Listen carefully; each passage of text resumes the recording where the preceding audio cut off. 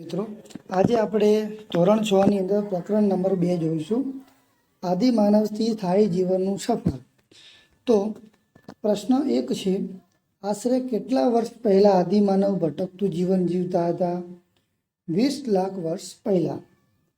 બીજો પ્રશ્ન છે, આદિમાનવનું ભોજન કેવા પ્રકારનું હતું? તો કે શાકાહારી અને માંસાહારી હતું.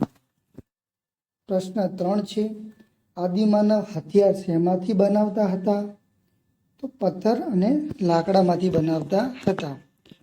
પ્રશ્ન 4 છે, કયું સ્થળ આદિમાનવના વસવાટ માટે ઉત્તમ હતું? તો ભીમબેટકા મધ્યપ્રદેશની અંદર જે સ્થળ છે એ ખૂબ જ ઉત્તમ હતું. પ્રશ્ન 5 છે, આદિમાનવની ગુફાઓ કઈ નદીની આસપાસના પ્રદેશોમાં સૌથી વધુ મળી આવી છે? તો નર્મદાની અંદર.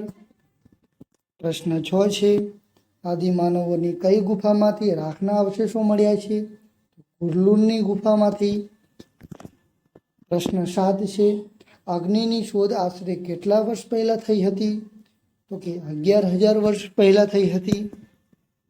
પ્રશ્ન 8 છે, આદિમાનવ કયા સ્થાયી જીવનનો પ્રથમ સાથીદાર કે મિત્ર પશુ કોણ હતો? કૂતરો હતો. પ્રશ્ન 9 છે, ચોખા અને પ્રાણીઓના હાડકાના અવશેષો ક્યાંથી મળી આવેલા છે? મહાગઢામાંથી મળી આવેલા છે.